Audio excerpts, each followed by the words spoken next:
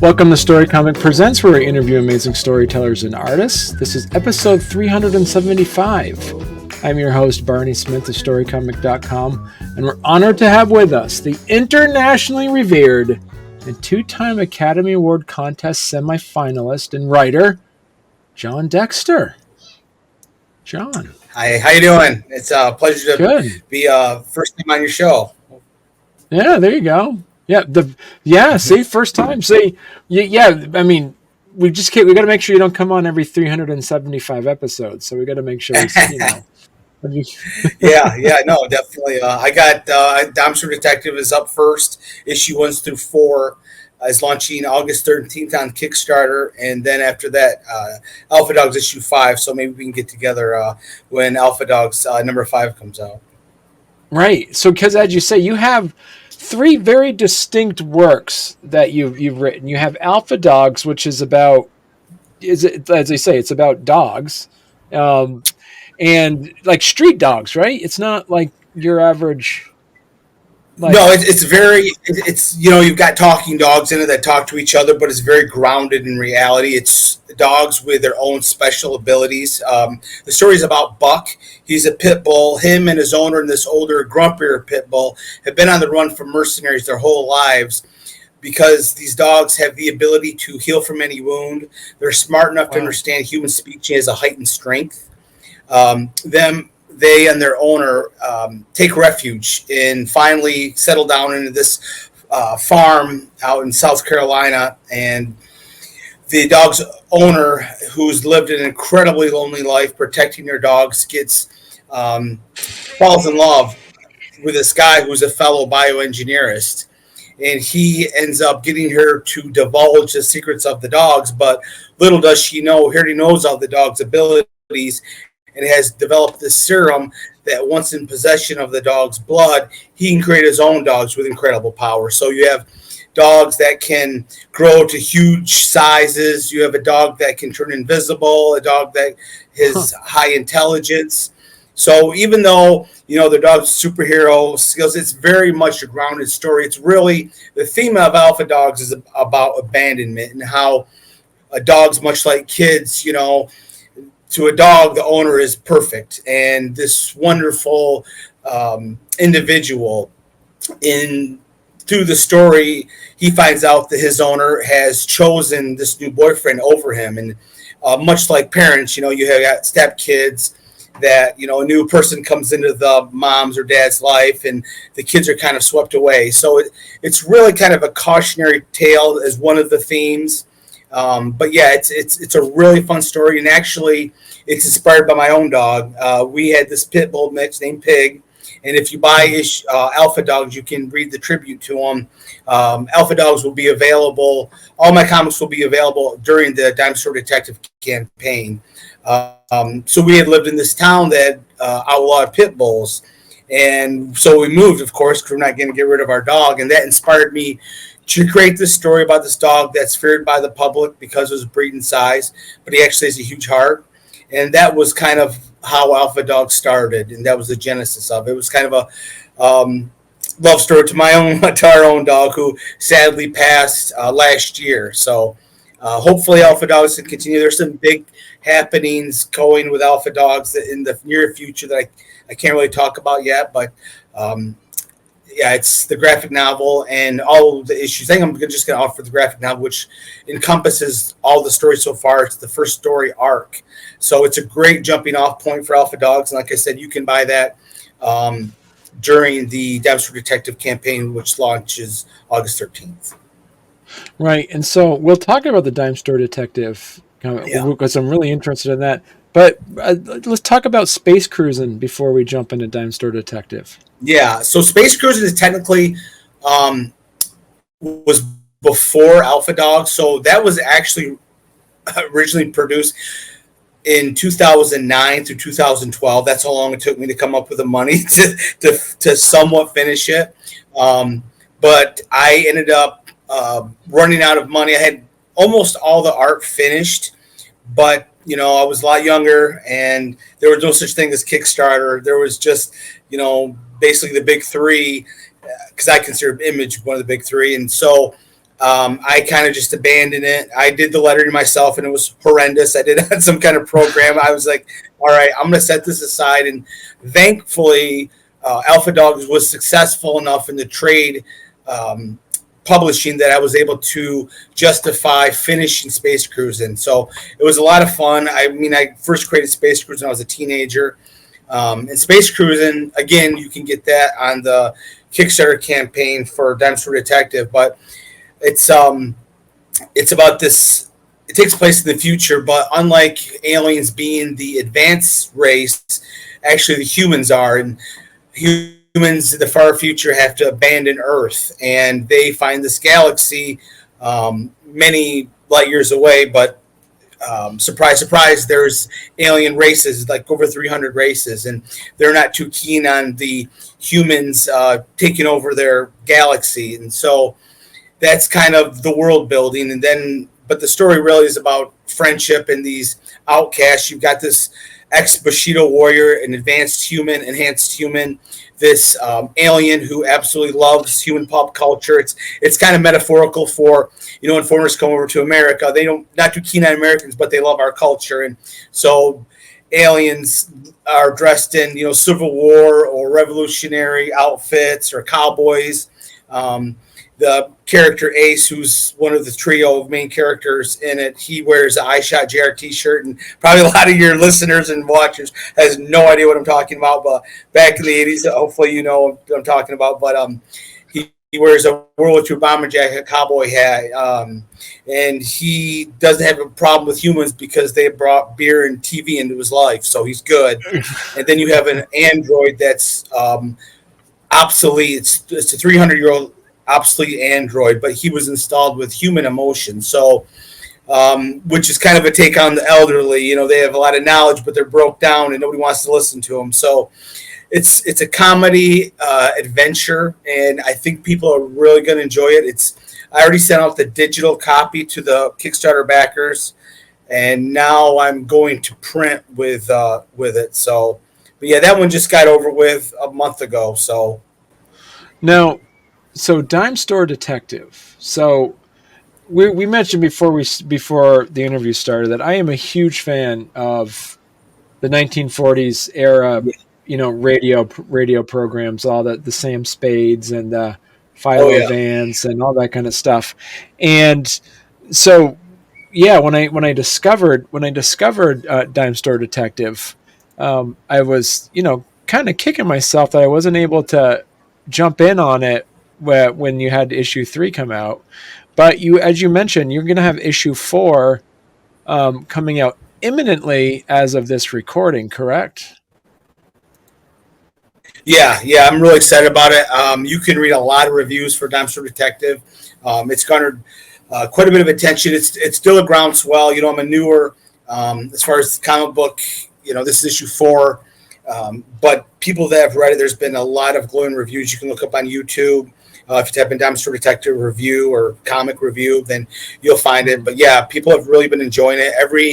Even though I'm not hugely popular yet, because it's just me basically, every campaign group gets more and more backers. But yeah, if you like hard boiled, if you like noir, if you like those Sam Spade, one of the reasons I named him Mackinder, because back in the 40s, they didn't say, hey dude, they say, hey Mac. And so that's where that partially came from. It also partially came from a really great guy that passed, whose last name was Mackinder. So it was kind of a perfect way to kind of merge that, because I'm a huge Bogey fan, and the hardboiled detective and Mackinder, the main character of the story, Detective Donald Mackinder, is much the same. He's the authorities, his bosses hate him. City Hall hates him because he does not play their games. He doesn't play the politics. He's out there to do the right thing and to catch the bad guy. In the city that he's in, this takes place in Athens, Georgia, for a lot of reasons. So what the story is we go back and forth. If you think True Detective, if you think Stephen King's It, then you would really enjoy this comic, because it kind of has those same elements, and it also goes back and forth 40 years. So Detective Mackinder is on the hunt for the serial killer in the present time, and the killer has left the body over the burial grounds. He's displayed his female victim over the burial grounds. The detective's father and uncle buried multiple bodies 40 years ago, and they were in this moonshine war. They were the Dixie Mafia. I don't know if you've heard of them, but the Dixie Mafia was a real gang. Think of New York Mafia, but in the South. Have you ever heard of Walking Tall? The movie Walking Tall, and about Buford T. Pussert. So that's a real story. The Dixie Mafia were around from the 60s to some people say they're still kind of around today, but that was when their power was 60s, 70s, and 80s. And they were drug runners of the South. They did a lot of bad things. They were hitmen and whatnot. Well, in my story, this family of moonshiners that goes back 3 generations, they're feared and respected in the county. And then this gang comes in to push the 2 brothers who are running the operation out of business. Well, they're a very proud family. They're not going to go down without a fight. And in the story, early on in the story, the brothers end up in the Appalachian Mountains to try to find a new place to hide their still because it's been smashed by this gang. And they inadvertently release this evil entity that's been trapped by the Cherokee for hundreds of years in this cave in the Appalachian Mountains. And not to give too much away of the story, but it ends up possessing Detective Mackinder's uncle when Detective Mackinder is 8 years old. And so all kind of hell breaks loose. Well, in the present day, the evil entity may have returned. So it's here's, and I know your viewers can't, your listeners can't see it, but so in the present, we're in color, but whenever we flash back to 1981, we're in black and white. That way, there's a rule: keep it simple. Silly. So the kiss. So it's, and plus I love that noir. I love the old black and white anyway. And if I had my way, if it didn't go back and forth, I might have done it all in black and white, just because it's more got that feel. So if you read the comic, you're not going to be confused whenever we go back and forth when the detective is 8 years old.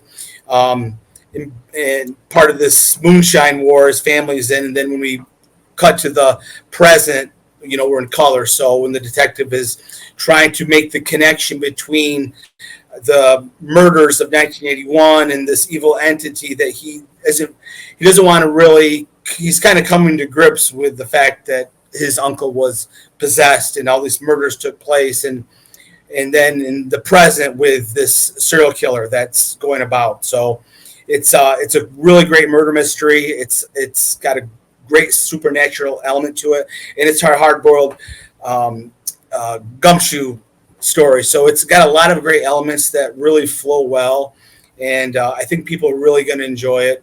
They have enjoyed it so far. I've had over 50% of people come back for the next issue whenever I've run them on Kickstarter. And like I said, you don't have to take my word for it. There's plenty of reviews I've posted. Actually, if you go to my Twitter page, which is at Real Alpha Dogs, or if you go to my Instagram, which is at Alpha_Dogs_comic, I posted some of the reviews by not my friends, by comic book reviewers, and they have had a lot of glowing reviews for it. So there's a lot of buzz. There's going to be some things happening with Alpha Dogs and Dime Store Detective in 2025 that I'm really proud of, but I'm not at liberty to talk about right now. Well, hey there. If you're enjoying our podcast, don't forget to subscribe on YouTube or leave us a 5-star review on your favorite podcast platform. Your support means the world to us and helps us keep this show going. We love hearing from you, so any feedback is welcome. And thank you for being a part of our podcast family and for all your support. It truly means a lot to us. Are all 3 of these titles, is it in the same universe? I wouldn't say Space Cruising. I mean, Space Cruising is many years in the future, but Alpha Dogs and Dime Store Detective is, and that's all I'll say, because we'll see what happens. I'd love to have something with them together, but that would be way, way in the future. So Dime Store Detective is an 8-issue series, so this will be the halfway point. Alpha Dogs has probably got, I don't know, like 50 or 60 issues in it. So, where did the inspiration of this the storyline come from for you? I was raised on Humphrey Bogart, John Wayne. My parents only watched G movies. So besides Star Wars, but so that's kind of and when I was a teenager, I seen a poster for Rebel Without a Cause, and I was in love with 50s and I'd just always been a huge old movie buff. So I always wanted to tell a detective story.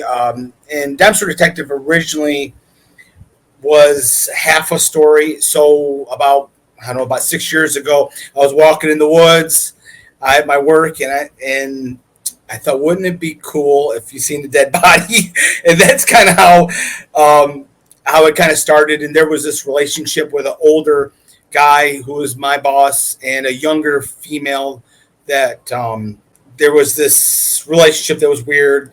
And so in the story, you have this older detective that is taken this female under his wing, but he's actually in love with her. Well, she's in love with Detective Mackinder, and it's a little bit of a love triangle in the story. But originally, it was to take place in Afghanistan. So I'd heard this story or read an article about how in Afghanistan there's these hidden caves because they were trying to find Osama bin Laden, if you remember. So Iraq, our American soldiers couldn't find them, and I thought, wow, wouldn't it be cool if you had a story about this hidden cave and these soldiers go in there and find this evil entity that's been trapped? And so I wrote it out. It was okay, it took place in LA, and but there was something missing in it. And then I had listened to a podcast about the Dixie Mafia, and I thought, why has nobody told the story? This is so amazing. This story about, these guys that were in 60s, 70s, and 80s that, were drug runners, hitmen, and did all these crazy things. And no one's told the story about it. It was just shocking. And so I really wanted to tell the story about the son, his love for his father. And even though the whole town is, said that this guy is a murderer, he's a moonshiner, but, that's laws of humans, moonshining isn't the end of the world, but, so the town has kind of labeled him as this mass murderer, and he goes to prison, but the son never gives up on his father. And it's this devotion between a father and a son, and his dad who sets him on the moral code that you will see in issue 1 and instills him with this decency. So even though he's technically a criminal because he is a moonshiner, but the son never wavers in his support of his father, that he's not this horrible murderer. And so it's really at the heart of it, it's the story of a son's belief in his father and his father's love for his son and the sacrifices that he makes to protect his family. So it's got a lot of heart, and it's got a lot of thrilling subplots to it. So I think people will enjoy it. How easily did the storyline kind of come to you, and did you have to tweak it a bit? Did it kind of go off in the direction that, as you said, that Mac kind of went into a direction as you're writing it that you weren't planning on to go? When I write anything, well, like I said, half of it was written many years ago, and it just kind of sat there. And then when I heard about the Dixie Mafia, it just kind of just all blended together on a drive home with my wife for 2 hours. It just all kind of, and then this happened. And I actually wrote Dime Store Detective. So I was so, when you get, when you get so amped about something, it's going to burst out of you, that I would come into work at 5:00 in the morning. I would just write issue 1.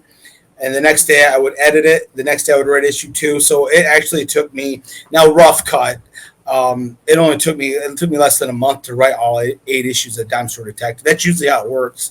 That it just builds and builds and builds for months and months and months, and then there's just an explosion of inspiration, I guess you'd say. How do you kind of balance between Dime Store Detective, Cruisin', Alpha Dogs, as you mentioned? Is there one of these brings out different size of your creativity, or are you tapping in the same well? Like I would never be able to just write one genre. I get really enthused about, obviously Dime Store Detective is a noir thriller. Alpha Dogs is kind of a superhero. Space Cruisin' is sci-fi. So, but also, I've been writing since I was, a little kid. So most of these stories were written many years ago, and as the years go, they just develop. And once I write something, I'm done with it, and I don't ever want to revisit it usually. So that's one reason it took me so long to get back to space cruising, because like I did it, I'm done. But I really felt, and I still feel, that there's a terrific story there with space cruising. So that's why I revisited it. So, but yeah, usually I don't like staying on one subject, so I'll write Dime Store Detective. Well, I'll rewrite that, and then a few days later, I'll rewrite an Alpha Dogs. But Alpha Dogs, the whole story, the first 10 issues already written. So, and then, like I said, issue 5 will come out October, November. I haven't quite decided yet. So, when will issue 8 of Dime Store Detective come out? I don't know. That's the tough thing about running a Kickstarter, because there is a long space. I probably bit off a little more than I could chew when I did Space Cruise, and I probably just should have stuck to the 2 titles. My hope is that so I'll come out with issue 4 this year, and then I'd love to be able to do 5 and 6 in 2025, and then 7, 8 in 2026. That's my goal. I might have to shelf Space Cruising for at least a year, because I want to get through Dime Store and Alpha Dogs. And like I said, there's 10 issues for the first storyline of Alpha Dogs, but my real itch is to get, because Space Cruise, Dime Store issues, I really would love to get those out to a year if I can, because it's been almost a year since issue 3, because I was doing Alpha Dogs and Space Cruising. So, how hard was it to find the illustrators for this? I got so lucky, and I'm not a big believer in luck when it comes to anything. I think it's preparation meets opportunity, but I actually got really lucky, because I just did a cold call on Facebook, writers looking for artists, and Stone Tower Studio answered it, and I was like, wow, I was just blown away by their art compared to everybody else. So they've been the artists on all of my comics. So yeah, it's hopefully going to be a long and bountiful relationship. So yeah, they're great. I mean, you look at the covers. I mean, once you go to Kickstarter, if you type in Alpha Dogs or Dime Store Detective or Space Cruise, then you're going to see their artwork. Now, this one wasn't done by them. This was done by Jeffrey Hayes.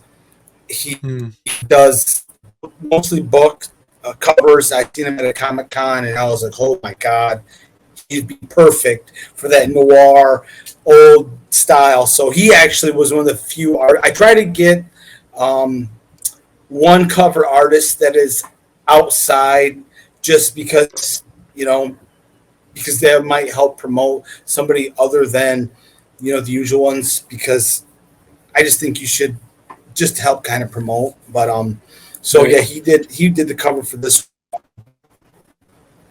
But yeah, it's an amazing cover. I wanted that old, as you can see, it's got that, noir look to it. It's got you can't see the whole cover right there, but it's a movie poster with the detective standing there. I mean, it's an incredible cover.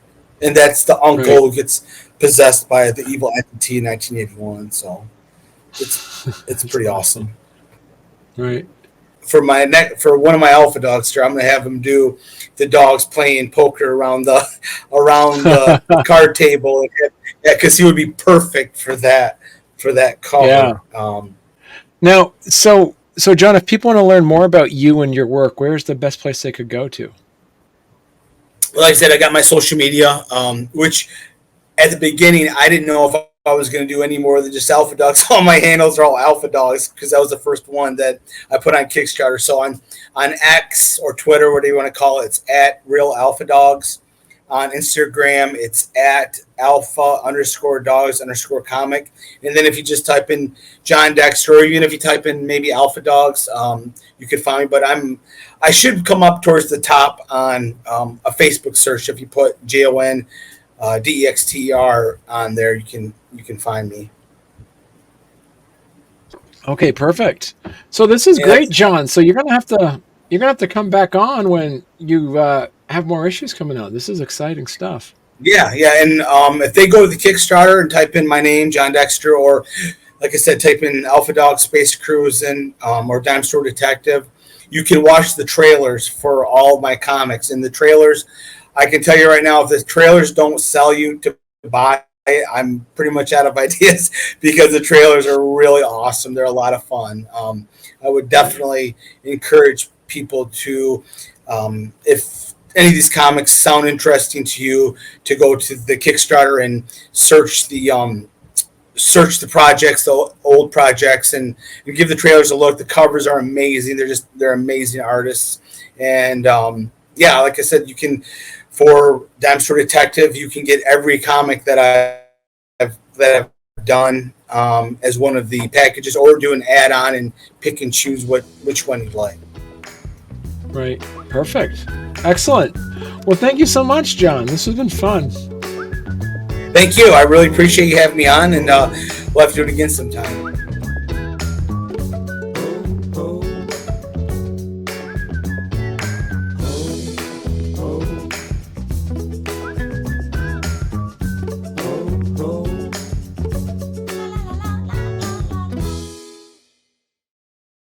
Right. And so I mean, with that said, I mean, we're talking about, so now that you have issue number 4 out, as you say, it's about halfway, is so. What am I trying to say here? I'm gonna time. That's what I love about this, Jon. I can timestamp things, and then it'll just like be. There you go. Then it'll be super smooth after the fact. Yeah. Yeah, no, that's all good. Yeah.